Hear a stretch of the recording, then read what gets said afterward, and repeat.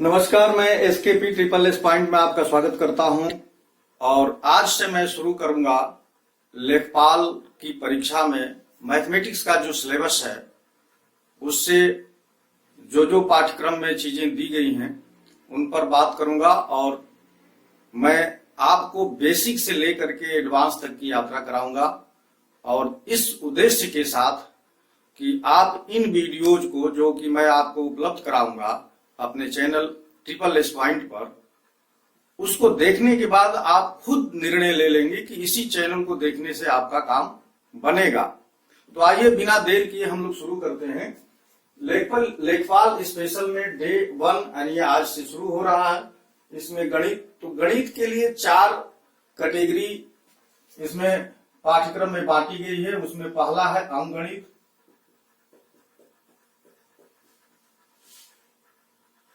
दूसरा है सांख्यिकी,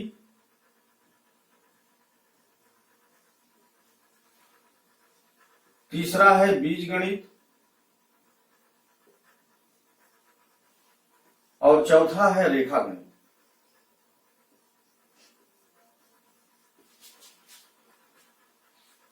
सामान्यतः होता क्या है कि रेखागणित को लोग छोड़े रहते हैं।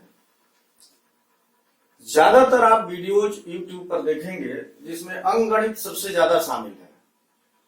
तो मैं चाहता हूं कि आपको रेखागणित से यात्रा शुरू करूं ताकि आप यहां से मजबूत हो जाएं। और ये सबसे ज्यादा पोर्शन है रेखागणित में। जो पोर्शन है वो बाकी जो ये 3 चीजें हैं उनमें सबसे ज्यादा है। तो ये निश्चित है कि रेखागणित वाले पोर्शन से सबसे ज्यादा क्वेश्चंस आएंगे। और रेखागणित में क्या क्या है इसको भी हम लोग देख लेते हैं एक बार। तो फिर मैं रेखागणित, बीजगणित और उसके बाद अंकगणित और सांख्यिकी की बात करूंगा। तो आइए पहले रेखागणित में क्या पढ़ना है ये जान लिया जाता है। तो रेखागणित में देखिए जो सबसे पहला है वो है त्रिभुज। त्रिभुज से संबंधित जो प्रमेय है और उसमें भी पाइथागोरस प्रमेय की बात किया है।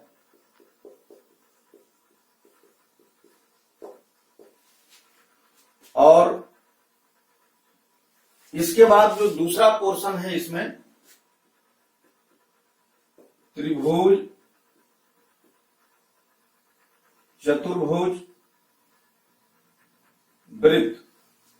और चतुर्भुज में जितने तरह के चतुर्भुज हैं, वर्ग, आयत, समचतुर्भुज,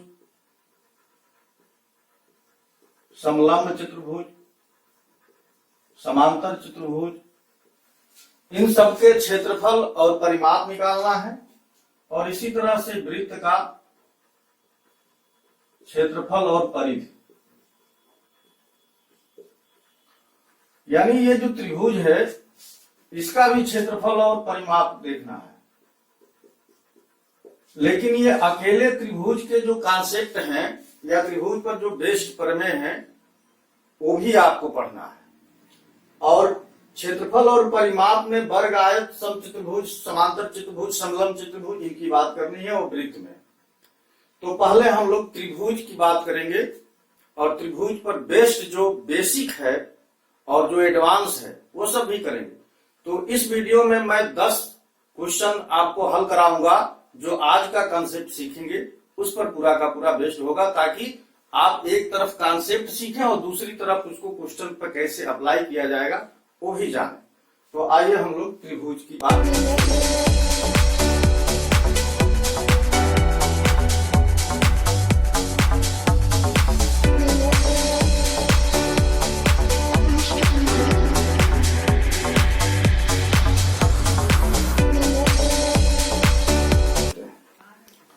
देखिए त्रिभुज की हम लोग पहले परिभाषा जाने कि त्रिभुज होता क्या है। इसकी परिभाषा यानी डिफिनीशन। तो किसी समतल में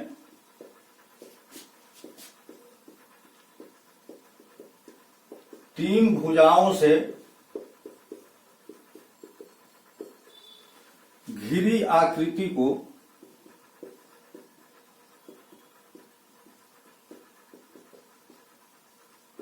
त्रिभुज कहते हैं। किसी समतल में तीन भुजाओं से घिरी आकृति को त्रिभुज कहते हैं। अब चित्रों के माध्यम से देख लीजिए, चित्र जो मैं बना रहा हूं। एबीसी ये एक त्रिभुज है और ये तीन भुजाओं से घिरा हुआ है। अगर केवल तीन भुजाएं बंद न हो, जैसे एक भुजा है, ये दूसरी है, ये तीसरी है, लेकिन ये एक दूसरे से जुड़ी नहीं है, तब ये त्रिभुज नहीं बनेगा। जब तक ये घिरी न हो, तीन भुजाओं से घिरी माने बिल्कुल बंद न हो, क्लोज ना हो ये तीनों एक दूसरे से, तब तक ये त्रिभुज नहीं बनेगा। अब इसका नामकरण कैसे होता है? तो नामकरण के लिए एक छोटा सा त्रिभुज बनाते हैं और इसे हम एंटी क्लॉकवाइज या क्लॉकवाइज इसको पढ़ सकते हैं। तो हम त्रिभुज ए बी सी भी पढ़ सकते हैं, या अगर हम यहां से नाम लेना शुरू करें तो त्रिभुज बी सी ए पढ़ सकते हैं या त्रिभुज सी ए बी पढ़ सकते हैं। ये नामकरण हो सकता है। दूसरा जो हमने शीर्ष पर ए को लिखा है, वो आप कहीं से भी ए को लिखना शुरू कर सकते हैं। जैसे मान लीजिए आपने ए यहां लिखा, बी यहां लिखा, तो सी यहां लिखा, तो ये भी ए बी सी त्रिभुज है। तो सुविधा के लिए ज्यादातर स्थितियों में जो ये ऊपर वाला शीर्ष है, ऊपर वाला वर्टेक्स है, वहीं से हम लोग त्रिभुज का नामकरण शुरू करते हैं। अब देखिए ये त्रिभुज है, तो इसमें तीन कोण भी बने हुए हैं।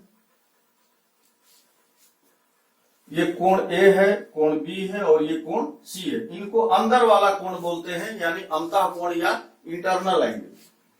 और इनके बाहर बाहर भी कोण होंगे, जैसे ये कोण बाहरी है, इस लाइन को बढ़ा देंगे तो ये कोण भी बाहरी है, और इस लाइन को बढ़ा देंगे तो ये कोण बाहरी है। तो बाहर बाहर भी कोण होते हैं। तो बाहर बाहर कोणों का योग 360 डिग्री है और अंदर अंदर वाले कोणों का योग 180 डिग्री है। तो अभी हम लोग त्रिभुज के शर्तों में ये इस बात को भी समझेंगे। त्रिभुज की ये परिभाषा हो गई, त्रिभुज की पहचान, त्रिभुज कैसा दिखेगा वो हो गया, उसका नामकरण हो गया। अब हम लोग बात करेंगे कि किसी भी त्रिभुज को बनने के लिए आवश्यक और पर्याप्त शर्तें क्या है या कंडीशन क्या है, यानी नेसेसरी एंड सफिशिएंट कंडीशन क्या है किसी भी त्रिभुज का निर्माण होने के लिए या बनने के लिए। तो इस पर भी बात कर लेते हैं हम लोग। देखिए, किसी भी त्रिभुज को बनने के लिए आवश्यक और पर्याप्त स्थिति क्या हो सकती है, शर्तें क्या हो सकती हैं। तो पर्याप्त क्या है कि तीन भुजाएं होना जरूरी है, यानी तीन भुजाएं हों।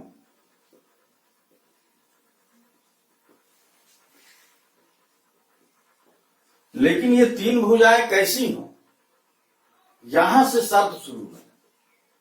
ये तीन भुजाएं कैसी हों, तो इन तीन भुजाओं में किन्हीं भी दो भुजाओं का योग तीसरी से बड़ा हो। किन्हीं भी दो भुजाओं का योग तीसरी भुजा से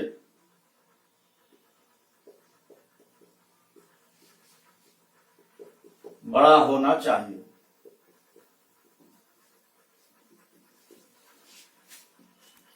कोई भी दो भुजा ले लें और उसको जब सम करें तो वो तीसरी से बड़ा हो, या किन्हीं भी दो भुजाओं का अंतर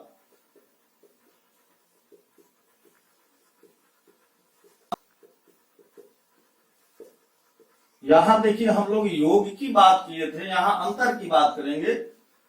किन्हीं भी दो भुजाओं का अंतर तीसरी भुजा से छोटा होना चाहिए।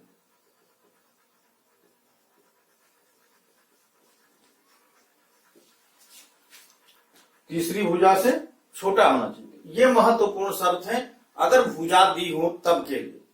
अब इस आधार पर कैसे त्रिभुज, अगर तीन भुजाएं दी हैं तो हम लोग चेक करेंगे। तो मान लीजिए कि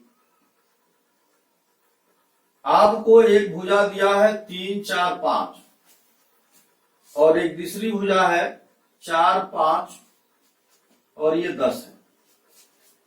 ये दो सेट दिया है, एक तरफ 3 4 5 है और दूसरी तरफ 4 5 और 10 है। हमको क्या चेक करना है, ये दो शर्तें चेक करनी है। ये भुजा तो दी है, लेकिन ये त्रिभुज इनसे बनेगा कि नहीं। अगर इन दोनों कंडीशन, ये दोनों कंडीशन जब इस पर फुलफिल होंगी, लागू होंगी, तभी त्रिभुज बनेगा। तो अब यहां पर चेक करिए, देखिए 3 और 4 जोड़ेंगे तो 7 होगा, और 7 5 से बड़ा है।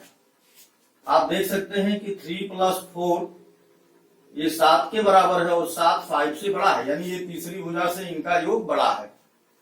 अब 4 और 5 जोड़ें, 4 और 5 जोड़ें, ये 9 होता है, और 9 भी 3 से बड़ा है। 5 और 3 जोड़ें, ये 8 होता है, और 8 भी 4 से बड़ा है। तो ये त्रिभुज बनने के लिए शर्त को पूरी कर रहा। दूसरी शर्त देखिए, किन्हीं भी दो भुजाओं का अंतर, 4 में से 3 घटाएंगे 1 आएगा, और 1 जो है 5 से छोटा है। इसी तरह से 5 में से 4 घटाएंगे, वो भी 1 आएगा, और 1 3 से छोटा है। तो किन्हीं भी दो भुजाओं का डिफरेंस तीसरी से छोटा है, और किन्हीं भी दो भुजाओं का सम तीसरी से बड़ा है। ये शर्त पूरी हो रही है। अब आइए ये शर्त यहां चेक करते हैं। देखिए 4 और 5 मिलके 9 होता है, और 9 10 से छोटा हो गया, जबकि 9 जो है, यानी इन दोनों भुजाओं का जो सम होना चाहिए वो 10 से बड़ा होना चाहिए, यानी तीसरी भुजा से बड़ा होना चाहिए, जबकि ये छोटा हो रहा है। भले 5 और 10 ये 15 है, तो 15 तो 4 से बड़ा है। 10 और 4 या 4 + 10 ये 14 हुआ, 14 भी 5 से बड़ा है। तो दो कंडीशन इसमें फुलफिल हो रहा है, लेकिन तीसरी से नहीं हो रहा, यानी कोई भी दो भुजा लेकर ये बात नहीं बन रही है, तो इस कंडीशन में नहीं हो रहा है। बाकी दो में ये बात लागू हो रही है, लेकिन तीसरे में काम गड़बड़ हो रहा है, इसलिए ये त्रिभुज नहीं बना सकता। क्योंकि शर्त ही है कि कोई भी दो भुजा लिया जाए तो उनका सम जो है तीसरी से बड़ा होना चाहिए। तो ये त्रिभुज की रचना नहीं कर पाएंगी भुजाएं, और ये भुजाएं त्रिभुज की रचना कर पाएंगी। तो ये भुजा को लेकर शर्त है। अब एक शर्त और हम लोग कोण और बिंदुओं को लेकर करेंगे। एक और त्रिभुज बनने की शर्त है कि अगर किसी समतल में, किसी प्लेन में 3 बिंदु दिए गए हैं, मान लीजिए एक बिंदु यहाँ है, इसको A कह दें, एक बिंदु यहाँ है B, और एक बिंदु यहाँ है C। अगर ये 3 बिंदु एक ही रेखा में नहीं है, एक सीध में नहीं है, तो इनको मिलाने से एक त्रिभुज बनेगा। देखिए आप जब भी इनको मिलाएंगे एक त्रिभुज बन जाएगा। तो 3 बिंदु ऐसे हों जो एक सीधी रेखा में न हो, तो उनसे सदैव उनके मिलाने से त्रिभुज बनेगा। यानी 3 पॉइंट्स नॉन कोलिनियर हो, कोलिनियर मीन्स एक सीधी रेखा में न हो, तो एक त्रिभुज बन जाएगा। तीसरी शर्त क्या है कि ये जो 3 अंतः कोण दिए हैं, इन तीनों अंतः कोणों का योग 180 डिग्री होना चाहिए। यानी किसी भी त्रिभुज में ये जो इंटरनल एंगल है, कोण A, कोण B और कोण C, इनका जो योग होना चाहिए वो 180 डिग्री होना चाहिए। अगर इससे कम है, 3 कोण दिए हों लेकिन उनका योग 180 डिग्री से कम है, तो वो त्रिभुज नहीं बना सकते। तो ये 3 शर्तें जो हैं त्रिभुज बनने के लिए जरूरी है। अब आइए हम लोग ये देखेंगे कि त्रिभुज का वर्गीकरण कैसे किया जाता है, कितने टाइप्स के ट्रायंगल्स होते हैं। तो क्लासिफिकेशन ऑफ ट्रायंगल्स या टाइप्स ऑफ ट्रायंगल्स की बात हम लोग अब करेंगे। टाइप्स ऑफ ट्रायंगल, ट्रायंगल को 2 आधार पर बांटा गया है। दोनों आधार हम लोग लिख लेंगे। पहला है भुजाओं के आधार पर,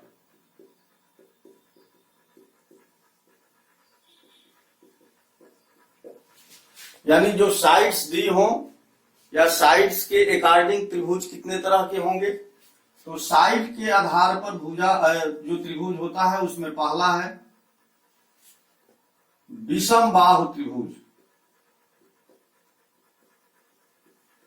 विषम बाहु त्रिभुज, इसको अंग्रेजी में स्केलेनी ट्रायंगल बोलते हैं।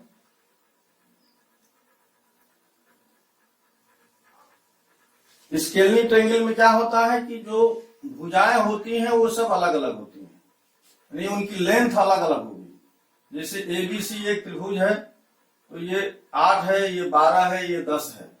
ये भुजा तीनों अलग अलग होंगी, कोई भी भुजा किसी और भुजा के बराबर नहीं होगी। तो तीनों भुजाएं जब अलग अलग होंगी तो उनको विषम बाहु त्रिभुज बोलेंगे। बाहु मने भुजा और विषम मने अलग अलग। दूसरा जो त्रिभुज है इसमें आता है समद्विबाहु त्रिभुज।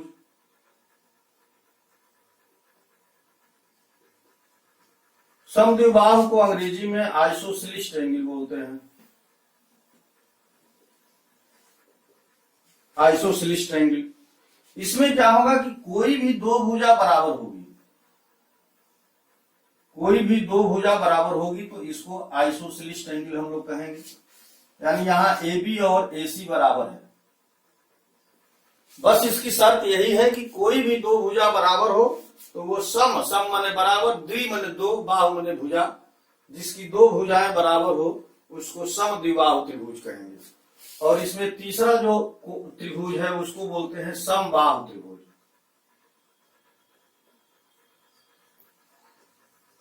समबाहु त्रिभुज को अंग्रेजी में इक्विलेटरल ट्रायंगल बोलते हैं।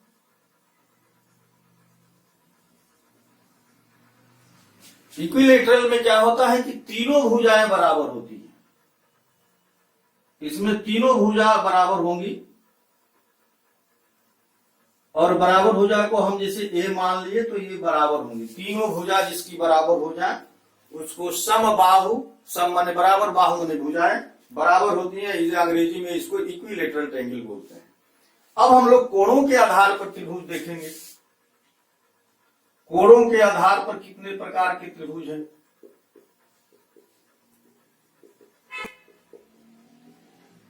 तो कोणों के आधार पर भी तीन प्रकार के त्रिभुज हैं। इसमें पहला है न्यून कोण त्रिभुज।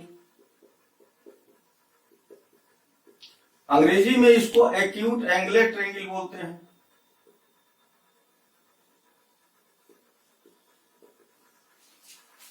न्यून कोण त्रिभुज में क्या होता है कि त्रिभुज के तीनों अंतः कोण जो है न्यून 90 डिग्री से छोटे होते हैं। त्रिभुज के तीनों अंतः कोण 90 डिग्री से छोटे होते हैं। जैसे इस त्रिभुज में देखिए, एक कोण 80 डिग्री, 70 डिग्री और 30 डिग्री के, तीनों जो है ये 90 डिग्री से छोटे होते हैं। दूसरा इसमें होता है समकोण त्रिभुज। समकोण त्रिभुज को अंग्रेजी में राइट एंगुलर ट्रायंगल बोलते हैं। इसमें एक कोण जो है 90 डिग्री के बराबर होता है। एक कोण 90 डिग्री के बराबर होता है और बाकी दो कोणों का योग 90 के बराबर होता है, यानी वो न्यून कोण होते हैं। और तीसरा इसमें है अधिक कोण त्रिभुज।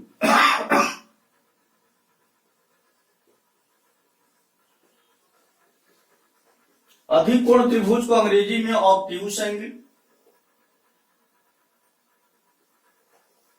Obtuse angular triangle. इस त्रिभुज में क्या होता है कि एक कोण 90 डिग्री से बड़ा होता है, तो इसकी रचना ऐसे होती है। एक कोण 90 डिग्री से बड़ा होता है,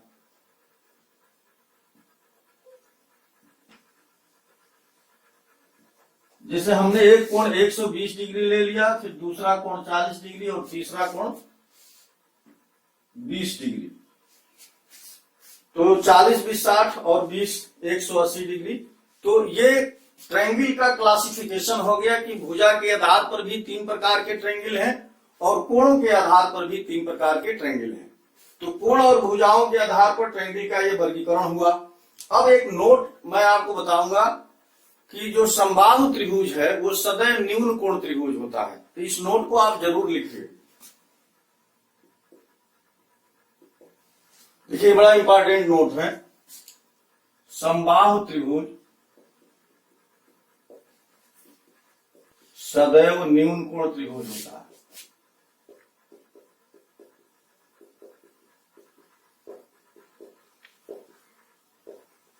अब समबाहु त्रिभुज का नाम देखिए हिंदी में कितने हैं। एक तो आप जानते हैं समबाहु नाम है, दूसरा इसी का नाम है समभुज, तीसरा नाम है सम, लिख लीजिए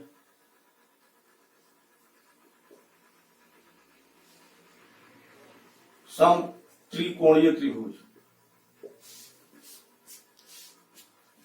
इतने तरीके से इसे देखा गया, समबाहु, समभुज या समत्रिकोणीय त्रिभुज। इसी समबाहु का नाम है, अंग्रेजी में सिर्फ इक्विलेटरल है, इक्विलेटरल अंग्रेजी में। तो समबाहु त्रिभुज सदैव न्यून कोण त्रिभुज होता है, जबकि समद्विबाहु जो त्रिभुज होगा वो समकोण हो सकता है, न्यून कोण हो सकता है और अधिक कोण हो सकता है। समद्विबाहु जो आइसोलिस ट्रायंगल है, आइसोसेलिस,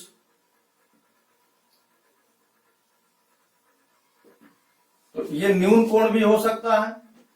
इसमें बस शर्त यह है कि इसकी दो भुजाएं बराबर हैं। ये कोण देखिए 60 डिग्री के हो गए और ये 60 डिग्री का हो गया। इसमें दो भुजा बराबर हो गई। दूसरा देखिए, ये 45 डिग्री का और ये 45 डिग्री का, ये 90 डिग्री, ये भुजा और ये भुजा बराबर हो गई। तीसरा ये देखिए, ये 120 डिग्री का, ये 30 डिग्री और ये 30 डिग्री, ये भुजा बराबर हो गई। तो समद्विबाहु जो त्रिभुज है वो न्यून कोण, समकोण और अधिक कोण तीनों हो सकता है। इसी तरह से विषमबाहु जो त्रिभुज है वो तीनों हो सकता है। केवल समबाहु त्रिभुज जो है वो न्यून कोण त्रिभुज होता है।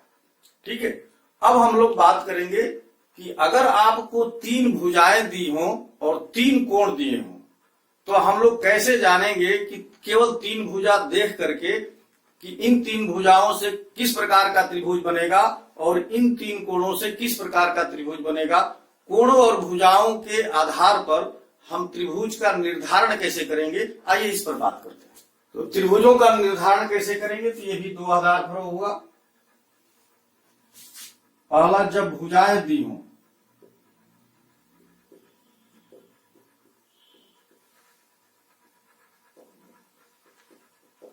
तो मान लीजिए कि ए बी सी ये तीन भुजाएं हैं और ये इस क्रम में दी हैं कि ए बी से छोटा है और सबसे बड़ा सी है। तब क्या होगा, तो इसमें पहला है कि अगर ए स्क्वायर प्लस बी स्क्वायर सी स्क्वायर के बराबर हो गया, अगर ए स्क्वायर और बी स्क्वायर का योग सी स्क्वायर के बराबर हो गया, तब ये समकोण त्रिभुज होगा।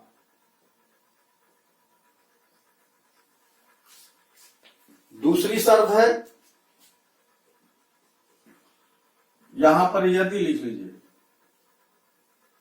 यदि ए स्क्वायर प्लस बी स्क्वायर ये बड़ा हो जाए सी स्क्वायर, ए स्क्वायर प्लस बी स्क्वायर सी स्क्वायर से बड़ा हो जाए, तब न्यून कोण त्रिभुज होगा। और तीसरी बात देखिए कि यदि ए स्क्वायर प्लस बी स्क्वायर का योग सी स्क्वायर से छोटा हो जाए, तब क्या होगा, तब अधिक कोण त्रिभुज होगा।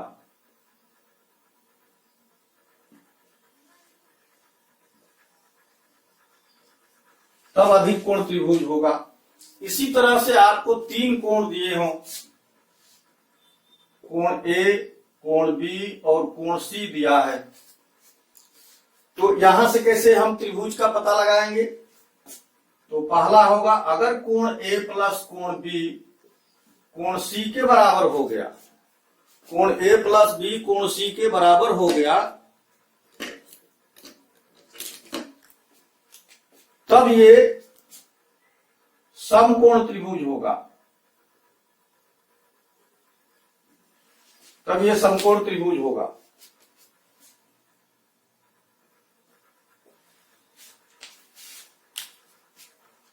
दूसरा, यदि कोण ए प्लस कोण बी का जो योग है वो कोण सी से बड़ा हो गया, और सी क्या है, 90 डिग्री से बड़ा हो गया। ये कोण ए और कोण बी की जो वैल्यू है वो 90 डिग्री से बड़ा हो गया, दोनों को जोड़ने पर, तब ये जो है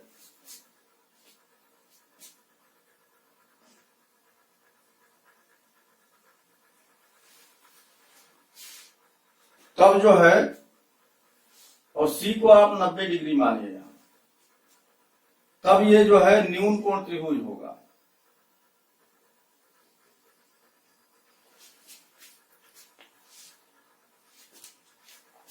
और तीसरी शर्त है कि यदि कोण ए प्लस कोण बी इनका मान 90 डिग्री से छोटा हो गया, 90 डिग्री से छोटा, तब क्या होगा, तब ये अधिक कोण त्रिभुज हो जाएगा।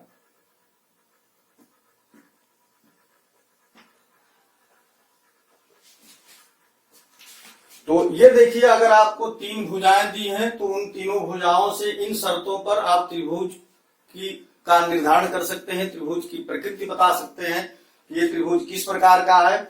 अगर आपके पास तीन कोण दिए हों तो इन दोनों कोणों को ये शर्तें देख करके आप बता सकते हैं कि उन तीनों कोणों से किस प्रकार का त्रिभुज बनेगा। यानी जो हमारे पास 6 प्रकार के त्रिभुज हैं, उन 6 प्रकार के त्रिभुजों को आप इन शर्तों के साथ या इन प्रॉपर्टीज का प्रयोग करके आप बता सकते हैं। तो हम लोगों ने आज 2 मुख्य कॉन्सेप्ट पढ़े कि त्रिभुज बनने के लिए मुख्य शर्तें क्या हैं, और अगर भुजाएं और कोण दिए हैं तो त्रिभुज का निर्धारण कैसे करेंगे। इस पर बेस्ड जो क्वेश्चंस हैं जो आए हुए हैं, मैं 10 क्वेश्चन लिया हूं। आइए अब हम लोग इन क्वेश्चंस को करेंगे। आप वीडियो शुरू से अंत तक देखिए, बहुत ही आज का वीडियो रोचक और इम्पोर्टेंट होने वाला है, तो आप इसे स्किप मत करिए, आप इसे देखिए और फिर देखिए जितने कंसेप्ट हम लोगों ने आज पढ़ा है उसका इसमें यूज करेंगे, इसलिए आपको देखना जरूरी है। देखिए, पहला क्वेश्चन है कि नीचे दिए गए माप के समूहों में से कौन सा विकल्प किसी त्रिभुज की भुजाएं बन सकता है। अब यहाँ पर देखिए 3 भुजाएं दी हैं, 9, 6 और 2।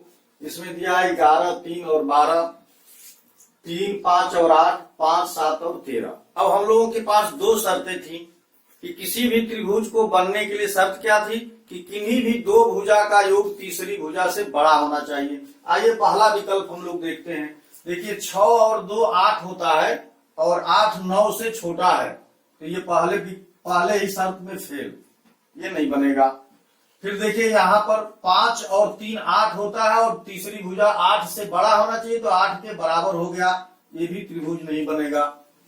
अब यहाँ पर देखिए 11 और 3 14 होता है, 14 12 से बड़ा है, 12 और 3 15 होता है, 15 11 से बड़ा है, 11 और 12 23 होगा और 23 3 से बड़ा है, ये त्रिभुज बन सकता है।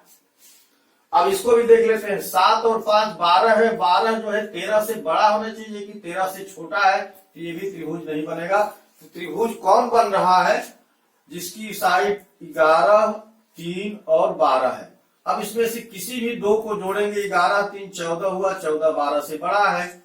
11 और 12 देखिए 23 या 23 3 से बड़ा है, 12 और 3 15 हुआ और 15 जो है 11 से बड़ा है। तो ये पूरी शर्त पूरी हो रही है, इसलिए त्रिभुज की यही 3 भुजाएं हो सकती हैं, बाकी ये तीनों विकल्प नहीं हो सकते। अब इसी का थोड़ा सा एडवांस क्वेश्चन देखिए, क्वेश्चन नंबर 2 में इसी से थोड़ा सा एडवांस है, थोड़ा सा अच्छा क्वेश्चन है। एक त्रिभुज की 2 भुजाएं क्रमशः 4 सेंटीमीटर और 10 सेंटीमीटर लंबी हैं। 2 भुजा दे दिया, तदनुसार यदि तीसरी भुजा की लंबाई a सेंटीमीटर हो तो a का कौन सा मान सही है, इनमें से एक किन शर्तों के अधीन हो सकता है। तो देखिए इसके लिए सबसे अच्छा ट्रिक क्या है कि इन दोनों भुजाओं को जोड़ लीजिए, तो 4 धन 10 बराबर होता है 14, तो a की वैल्यू 14 से क्या होगी, छोटी होगी, 14 से बड़ी नहीं हो सकती। क्यों, क्योंकि अगर 14 से बड़ी होगी तो उस a को 14 और 10 करेंगे 24, तो वो 4 से बड़ी हो जाएगी। तो a की भुजा 14 से छोटी होनी चाहिए, 14 से बड़ी नहीं होनी चाहिए, क्योंकि इन दोनों का योग 14 है और 14 से बड़ी हो गई तो त्रिभुज नहीं बनेगा, इनके योग से छोटा ही होना चाहिए। तो पहली शर्त है कि इन दोनों भुजाओं को जोड़ लीजिए, वो ऊपरी लिमिट हो गया, और इनको घटा लीजिए, ये 6 आएगा। क्योंकि उसमें हम जब शर्त पढ़े थे तो ये भी पढ़े थे कि किन्हीं भी दो भुजाओं का अंतर तीसरी भुजा से छोटा होना चाहिए। तो दो भुजा का अंतर 6 हो गया। 6 जो है क्या होना चाहिए, ए से छोटा होना चाहिए, 6 ए से बड़ा नहीं होना चाहिए। तो कौन सी शर्त होगी इसमें, केवल शर्त डी वाली सही है कि 6 ए से छोटा है और ए 14 से छोटा है। इसके लिए सबसे आसान ट्रिक क्या है कि ये जो दो भुजाएं दी हैं इनको जोड़ लीजिए और इनको घटा लीजिए, और यही दोनों लिमिट हो जाएंगी, लोअर और अपर लिमिट। जो लोअर लिमिट होगी इनके अंतर से मिलेगी, जो अपर लिमिट होगी इनके योग से यानी सम से मिलेगी। आइए हम लोग और आगे की क्वेश्चन देखते हैं। क्वेश्चन नंबर 3 देखिए कि किसी त्रिभुज के तीनों कोणों का अनुपात यहाँ पर दे दिया है। 2 संबंधे 3 संबंधे 7 है, इनमें सबसे बड़े कोण की माप क्या है। तो देखिए कोण ए, कोण बी और कोण सी के बारे में दे दिया कि ये 2 संबंधे 3 संबंधे 7 हैं। तो देखिए तीनों कोणों को जोड़ने पर क्या मिल रहा है, तो 3 2 5 7 12 इन तीनों कोणों का ये अनुपात का योग आ रहा है। जबकि किसी भी त्रिभुज के तीनों कोणों का योग 180 डिग्री है, तो ये 12 को ही 180 डिग्री के इक्विवेलेंट मान लेंगे, तो एक बराबर आ जाएगा 15। एक 15 डिग्री के बराबर आ गया। अब यहाँ पर 15 से तीनों में गुणा कर देंगे, तो 15 दूनी 30 डिग्री, 15 तिया 45 डिग्री और 15 7 75 यानी 105 डिग्री। तो तीसरा कोण सबसे बड़ा कोण पूछा है, तो जिसका अनुपात सबसे बड़ा रहता है वही सबसे बड़ा कोण है। तो यहाँ पर 105 डिग्री इसका आंसर हो गया। वैसे भी देखिए ये दो विकल्प नहीं हो सकते थे, क्योंकि किसी भी त्रिभुज के तीनों कोणों का योग 180 डिग्री होता है, जबकि ये दो विकल्प 180 डिग्री से बड़े दिए हैं, तो ये दो विकल्प तो हो ही नहीं सकते थे। अब आइए दूसरा क्वेश्चन देखते हैं। दूसरे क्वेश्चन में दिया है कि किसी त्रिभुज एबीसी में यदि कोण ए का 2 गुना कोण बी के 3 गुने और कोण सी के 4 गुने के बराबर हो, तो ए बी और सी के बीच अनुपात क्या है। तो सबसे अच्छा हम ट्रिक आपको बताते हैं कि ए बी सी ऐसे लिख लीजिए, इनका अनुपात लिख लीजिए, और ये जो संख्याएं हैं 2 3 और 4 इनको आप ध्यान में रखिए। ये जो कोण ए का कोफिशिएंट इसको बोलेंगे, कोण बी का ये कोफिशिएंट 3 है, कोण सी का कोफिशिएंट यानी गुणांक 4 है। तो जब आप ए लिखेंगे तो जब ए के नीचे आप अनुपात ए का लिखेंगे तो 2 को भूल जाएंगे, इन दोनों का आपस में गुणा करेंगे तो ये 12 हो गया। जब आप बी को लिखेंगे तो 3 भूल जाएंगे, 2 और 4 की बात करेंगे तो ये 8 हो गया। जब सी लिखेंगे तो 4 भूल जाएंगे और 2 और 3 का गुणा करेंगे तो ये 6 हो जाएगा। अब ये देखिए 12 संबंधे 8 संबंधे 6, इसमें 2 कॉमन है, तो 2 से इसे काट करके अनुपात में बदल लेंगे। तो 2 से भाग दे दीजिए तीनों में, तो 2 6 के 12, 2 चौके 8 और 2 तिहाई 6।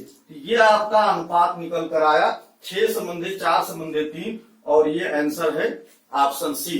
आइए आगे के क्वेश्चन और करते हैं। क्वेश्चन बहुत ही अच्छे लिए हैं मैंने, ताकि आप एग्जामिनेशन में बहुत जल्दी से इसे सॉल्व कर सकें। आप खुद भी देख रहे हैं कि कितना शार्ट ट्रिक और स्मार्ट ट्रिक आपको मैं बता रहा हूं।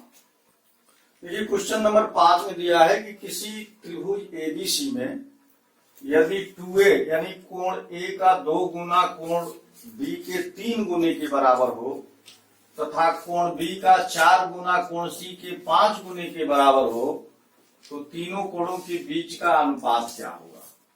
ये बड़ा आसान है, और मैं आपको ऐसा ट्रिक बताऊंगा कि आप कभी भूलेंगे नहीं। तो इसके लिए क्या करना है कि आपको पहले ए और बी के बीच का रेशियो निकालना है, अनुपात। तो देखिए इनका जब 2a बराबर 3b टाइप का हो, तो ये आपस में इनका रेशियो बदल जाता है, यानी रेशियो के रूप में 3 हो जाएगा a के साथ और 2 हो जाएगा b के साथ। ये आपस में चेंज कर देते हैं। इसी तरह से यहाँ पर b अनुपात c लिखना है, तो यहाँ भी चेंज c b के साथ आएगा। c का जो कोफिशिएंट है 5 वो b के लिए यूज होगा, और b का जो कोफिशिएंट 4 है वो c के लिए यूज होगा। तो ये हो गया। अब यहाँ पर एक लाइन खींच करके a संबंधे b संबंधे c लिख लीजिए, और यहाँ पर उल्टा n बना दीजिए। उल्टा n, इनको आपस में गुणा करिए। 3 और 5 गुणा करेंगे तो 15 आ गया। 5 और 2 का गुणा करेंगे 10, 2 और 4 का गुणा करेंगे 8, तो 15 संबंधित 10 संबंधित 8, यही इसका आंसर है। तो आपने देखा कि कितना आसानी से इस चीज को हम लोगों ने कर लिया। अब आइए क्वेश्चन नंबर 6 में देखते हैं। एक त्रिभुज के दो कोण बराबर हैं तथा तीसरा कोण इन दोनों में से प्रत्येक से 18 अधिक है। यानी दो कोण बराबर है तो समद्विबाहु त्रिभुज है, और जो तीसरा कोण है किसी एक से 18 डिग्री अधिक है। तो तीसरे कोण का मान क्या है? तो आप जो है किसी भी त्रिभुज में दो कोण, 3 कोण होते हैं, 3 कोण हमने लिख लिया। दो कोण बराबर हैं तो x से x मान लिया, और तीसरा जो है 18 डिग्री इनसे अधिक है, यानी x प्लस 18 डिग्री है। अब इन तीनों का योग 180 डिग्री होना चाहिए, तो x x x यानी 3x प्लस 18 ये 180 डिग्री के बराबर होगा।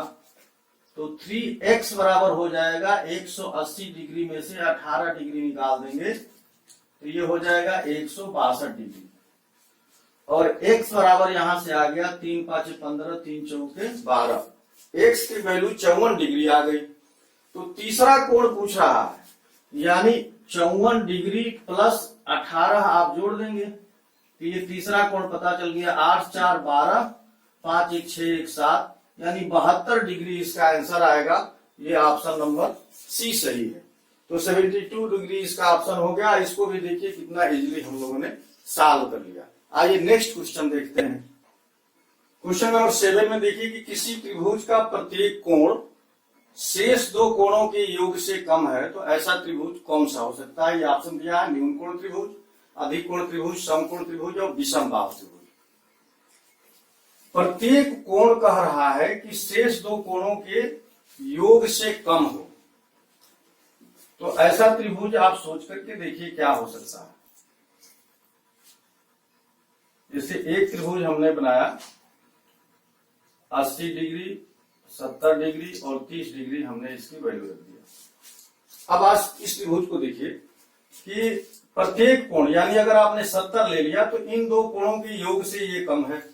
अगर आपने 30 ले लिया तो इन दो कोणों के योग से 30 कम है। तो ये पूरी कंडीशन फुलफिल हो रही है, और आप बता सकते हैं कि ये किस प्रकार का त्रिभुज है। तो ये कैसा त्रिभुज हो सकता है? न्यून कोण त्रिभुज हो सकता है, जो इस शर्त को पूरा करेगा कि प्रत्येक कोण शेष दो कोणों के योग से कम है। आइए क्वेश्चन नंबर 8 में देखते हैं कि किसी त्रिभुज का एक कोण शेष दो कोणों के योग से बड़ा है। यानी किसी भी त्रिभुज में 3 ही कोण होते हैं और इनका योग 180 डिग्री के बराबर होता है। तो जो दो कोण है, ये दिया है कि एक कोण शेष दो कोणों के योग से बड़ा है, एक कोण शेष दो कोणों के योग से बड़ा है। तो ऐसा त्रिभुज क्या आप सोच सकते हैं? तो ऐसा त्रिभुज आप देखिए सोच करके, अगर हम 120 डिग्री का ये त्रिभुज ले लें, ये 40 डिग्री और ये 20 डिग्री। अब इस त्रिभुज को देख करके आप बताइए कि एक कोण शेष दो कोणों के योग से बड़ा है। 40 और 20 आपने 60, और 60 से बड़ा 120 डिग्री हो गया। अगर ये दो कोणों के योग के बराबर हो जाएगा तो समकोण त्रिभुज हो जाएगा। दो कोणों के योग से छोटा हो जाएगा तो न्यून कोण त्रिभुज हो जाएगा। और जब भी इस तरह की बात होगी, जो मैंने आपको निर्धारण में पढ़ाया कि किसी भी त्रिभुज का एक कोण अगर शेष दो कोणों के योग से बड़ा है तो वो अधिक कोण त्रिभुज होगा। तो इसमें ऑप्शन नंबर सी सही है। आइए हम नेक्स्ट क्वेश्चन देखते हैं। क्वेश्चन नंबर 9 में है कि किसी त्रिभुज एबीसी के कोणों का अनुपात यहां पर दे दिया है, ऐसा त्रिभुज क्या होगा? तो कोण दान करके और हम त्रिभुज का निर्धारण कैसे करेंगे, मैं आपको बताया था। 3 संबंधे 5 संबंधे 7 ये कोणों का अनुपात है। इनको हम जोड़ेंगे तो 5 3 8 7 15, और ये अनुपात का योग 15 आ रहा है, जबकि इनके कोणों का योग 180 डिग्री होता है। तो एक जो है 12 डिग्री के बराबर हो जाएगा। अब 12 से इसमें गुणा करेंगे तो ये हो जाएगा 36 डिग्री, इसमें करेंगे तो ये हो जाएगा 60 डिग्री, और इसमें करेंगे तो ये हो जाएगा 84 डिग्री। तो ये तीनों कोण जो है न्यून कोण त्रिभुज है, यानी 90 डिग्री से कम के हैं। इसलिए ऐसा जो त्रिभुज होगा वो न्यून कोण त्रिभुज होगा, क्योंकि कोई भी कोण इसमें 90 डिग्री के बराबर नहीं है या 90 डिग्री से अधिक नहीं है, सभी कोण 90 डिग्री से छोटे हैं, इसलिए ये न्यून कोण त्रिभुज होगा। आइए क्वेश्चन नंबर 10 में देखते हैं कि किसी त्रिभुज की भुजाएं, अब देखिए यहाँ पर कोणों का रेशियो दिया था, यहाँ भुजाओं का रेशियो दे दिया, 3, 4 और 6 के अनुपात में है, तो यह त्रिभुज किस प्रकार का होगा। तो मैंने आपको बताया था कि अगर भुजाएं आपको ए बी सी दी हो और इनमें ये क्रम हो तो इसका निर्धारण कैसे करेंगे। तो ए स्क्वायर प्लस बी स्क्वायर यानी छोटी भुजाओं का जो वर्ग है, 3 का वर्ग 9 और 4 का वर्ग 16, ये होता है 25, और 5 का वर्ग यहाँ 6 है और 6 का वर्ग है 36, तो ये 25 जो है 36 से छोटा है। इसका अर्थ ये है कि आपकी ये वाली कंडीशन फुलफिल हो रही है, a square plus b square less than c square, और जब ऐसा होता था तो हम लोग कहते थे कि अधिक कोण त्रिभुज होगा। तो ये किस प्रकार का त्रिभुज होगा, ये त्रिभुज हो गया अधिक कोण त्रिभुज। तो भुजा के आधार पर हम लोग देख पाए कि त्रिभुज का निर्धारण कैसे करेंगे, और कोणों के आधार पर भी हम लोग इस बात को समझ पाए। ये वीडियो आपको कैसा लगा जरूर कमेंट करके बताइएगा, और आपके मन में अगर कोई डाउट हो तो कमेंट में जरूर उसे बताइएगा, मैं पूरी कोशिश करूंगा कि उसे रिजॉल्व करूं। वीडियो देखने के लिए आप सभी को बहुत बहुत धन्यवाद। कल हम लोग फिर मिलेंगे और इसके आगे की बात करेंगे। नमस्कार।